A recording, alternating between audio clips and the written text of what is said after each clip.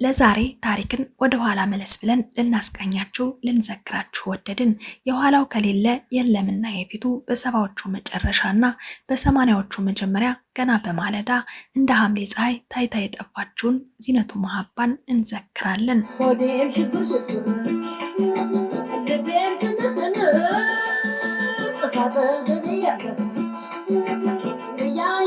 እንደ ጥቅምት አበባ ቦግ ብላ ድንገት የጠፋችው ፍልቅልቋ የጥበብ ፈርጥ ዚነት መሃባ የህይወት መንገድ ዝክር ለምስክር ብለናል። እስከ ፍጻሜው አብራችሁን ስትዘልቁ የዚነት መሃባን አስገራሚ ታሪክ ታደምጣላችሁ።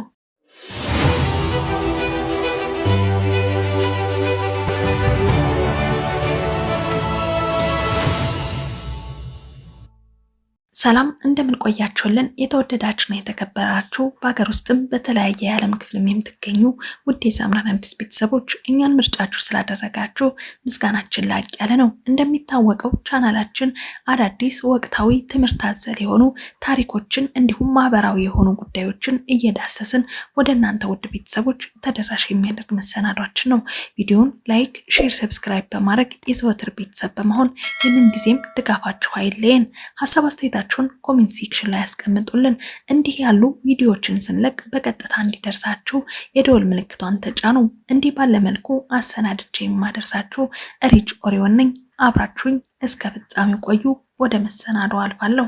የአዝማሪው ማሲንቆ፣ የኮበሌ ዋሽንት፣ የሳዱላዎች ድምፅና የእናቶች የወፍጮ ላይ እንጉርጉሮ በአንድነት ተዋህደው አንጀት የሚበላ ዜማ የሚሰራባት ወሎ የአራቱ ቅኝቶች መፍለቂያ ናት። ትዝታ፣ ባቲ፣ አምባሰልና አንቺሆዬ ጥንተ መሰረታቸው ወሎ ነው። የታሪካዊ የወሎ ላሊበላ የኪነት ቡድን ደግሞ ለወሎ ኪነ ጥበብ እድገት ያበረከተው ከፍተኛ አስተዋጽኦ ጉልህ ነው።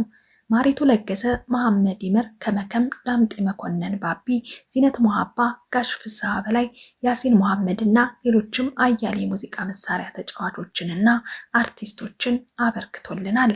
የዛሬ ባለታሪካችን ለቤተሰቦቿ 13ኛ ልጅ ናት። በ1959 ዓመተ ምህረት ገደማ ነበር ከደሴ ከተማ ወጣ ብላ በምትገኝ ቁርቁር የተሰኘ አካባቢ አንዲት የሙዚቃ ፈር ተወለደች። ለሳውም በስለት ከ12 ወንድሞቿ መካከል ብቸኛዋ ሴት ልጅ ሆና ያቺ ብቸኛ የቤተሰቡ የስለትና የስስት ልጅ ከቤተሰቦቿ አልፎ ድፍን ኢትዮጵያ የሚሳሳላት ሆነች። ጸይሟ ዜመኛ ዚነት መሃባ ከአባቷ ከሼህ መሐመድ ይመርና ከእናቷ የተመኝ ወልዴ የተገኘችው ጸይም ደመግቡ ሙዚቀኛ ዚነት መሃባ በ12 ወንዶች የተከበበች ብቸኛ የስለት ልጅ ናት። በስስት የምትታይ በናፍቆት የተገኘች የቤቱና የመንደሩ ድምቀት ነበረች። ጠይም ደማም ቆንጆ ከሁሉ ተግባቢ የዋህና ተጫዋች ነች ይሏታል አብሮ አደግ ጓደኞቿ። ገና ታዳጊ ያለች ወላጅ እናቷን የተመኝ ወልዴን ስራ ስታግዝ በተመስጦ ታንጎራጉራለች። ቢጠሯት አቤት አትልም፣ በስሜት ጭልጥ ነው የምትለው ይላል ወንድሟ የሱፍ መሃባ። የኪነ ጥበብ ጥሪዋ በጠዋቱ እንደነበር ሲያስታውስ ከጓደኞቿ ጋር ገንቦዋን አዝላ ውሃ ስትቀዳ፣ በጎች ስትጠብቅ አሊያም ሰርግ ላይ ስትዘፍን ጨዋታው ይደራል። ከፍ እያለች ስትመጣ ሆጤ፣ ፒያሳና ጢጣ ከወንድሟ የሱፍ መሃባ ጋር እየሄደች በዓል ታደምቅ ጀመር። ወላጅ አባቷ መሃባ ይመር መዝፈኗን ባይወዱም እናቷ ግን የህይወት ጥሪዋን ይደግፉ ነበር።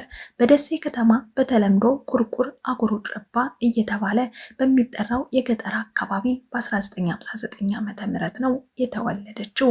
በካቶሊክና በቅዳሜ ገበያ ትምህርት ቤቶች እስከ 7ኛ ክፍል የቀለም ትምህርት ተከታትላለች። በ1980ዎቹ መጀመሪያ የወሎ ላሊበላ ኪነት ቡድን ካሳደጋቸውና ዝናቸው በመላው ኢትዮጵያ ከናኘ የጥበብ ፈርጦች መካከል አንዷ ናት። ፍልቅልቋ ዚነት መሃባ ወሎ ላሊበላ የኪነት ቡድን ታዳጊ ድምፃውያንን ከሁሉም የከተማዋ ቀበሌ ሲመለምል እድሉ የገጠማት ዚነት በወሎ በኪነት ቡድኑ ከደመቁት የመጀመሪያዋ ነች። የኪነት ቡድኑን ስትቀላቀል ስራ የጀመረችው በተወዛዋዥነት ነበር። እንዲያው ከንበል ደፋ ሽሽጌ ነይዳማ ቦረና ነው ቤቱ፣ ወዴ ሽብር ሽብር አንተ ልጅ ናልኝ የሀገሬ ልጅ አመል ያለኸው ከማዶ የጠይም አታላይ ምን ይሻላል የሚሉትና ሌሎች ዘመናዊ ሽሬ የሙዚቃ ስራዎቿ በብዙዎቻችን ልብ ውስጥ ታተመው ይኖራሉ። ከስቱዲዮ ውጪ በወሎ ላሊበላ አዳራሽ የተቀረጸው እንዲያው ከንበል ደፋ አልበሟ የበኩር ስራዋ ነው። ለመጀመሪያ ጊዜ ከአዲስ አበባ ውጪ በክፍለ ሀገር የተቀረጸና ተወዳጅ ካሴትና ታሪካዊ ስራም እንደሆነ ይናገራል። መንገደኛው ልቤ መንገደኛው ዶና ይወዱ አልበሙን ሲዘጋጅ ግጥምና ዜማ ይሰራላት ዳምጤ መኮንን ባቢ ነው። የዚነት የመጀመሪያ ካሴቷ ከንበል ደፋ ከመለቀቁ በፊት ለ2 ዓመታት ያክል መድረክ ላይ ለተመልካች ይቀርብ እንደነበር ዳምጤ መኮንን ያስታውሳል። ዘና ብላና ተፈጥሯዊ ፍሰቱን ጠብቃ ስለምታዜም ያለምንም የስቱዲዮ ዝግጅት መድረክ ላይ ያቀረበችው ሙዚቃ በቀጥታ ካሴት ሆነ ይላል። በመድረክ ላይ 8 ሙዚቃዎችን በአንድ ጊዜ ተጫወተች።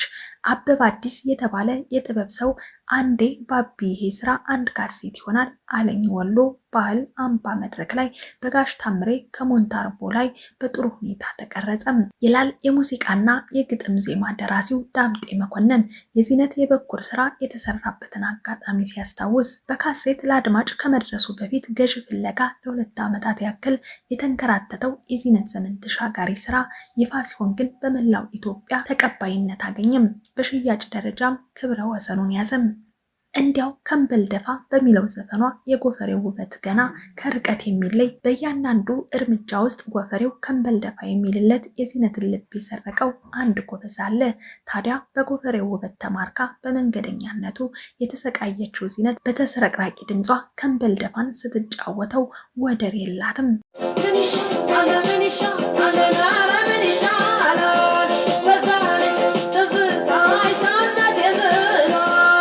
ሌላኛው ስራዋ ምን ይሻላል ነው። ለብቻዋ መቋቋምን መፍትሄ ያላገኘችለትን ችግሯን፣ ናፍቆቷን፣ ትዝታዋን ማስታገሻ መፍትሄ ፍለጋ ምን ይሻላል ስትል ምክርን ጥየቃ ነበር። እኛ ደግሞ ዛሬ ዚነትን እናፍቃለን። ዘፈኖቿን ስናዳምጥ ወደ 70ዎቹ መጨረሻና 80ዎቹ መጀመሪያ አካባቢ የኋሊት በትዝታ እንነጉዳለን።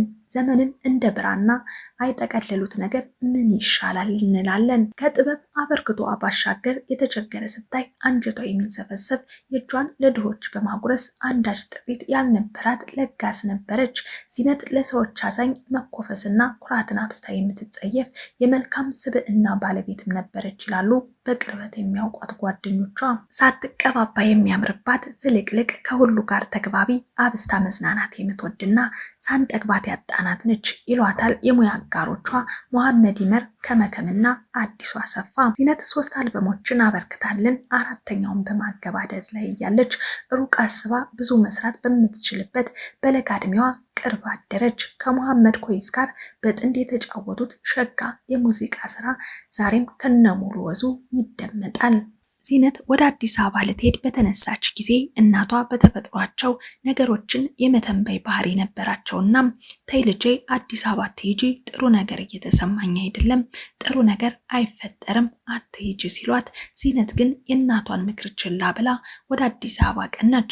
አዲስ አበባ በሄደች በ3 ወሯ በድንገት ታመመች። እናም ያችን ቡጥ አበባ እንደ ተወርዋሪ ኮከብ ድንገት ብልጭ ብላ ጠፋች።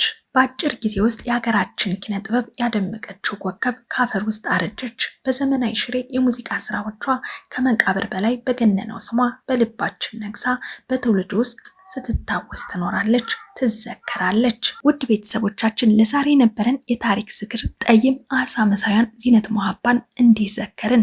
ቪዲዮን ከወደዳችሁት ላይክ አድርጉ፣ ሼር በማድረግ ለሌሎች አጋሩ፣ ሰብስክራይብ በማድረግ ደግሞ የዘወትር ቤተሰብ ሆኑ። ሀሳብ አስተያየታችሁን ኮሜንት ሴክሽን ላይ ያስቀምጡልን። እንዲህ ያሉ ቪዲዮዎችን ስለቅ ደግሞ በቀጥታ እንዲደርሳችሁ የደወል ምልክቷን ተጫኑ እያልኩኝ በያላችሁበት ሰላማችሁ እንዲበዛ እየተመኘው የዛሬ እነዚህ ጋር አበቃው። ቸር ቆዩኝ።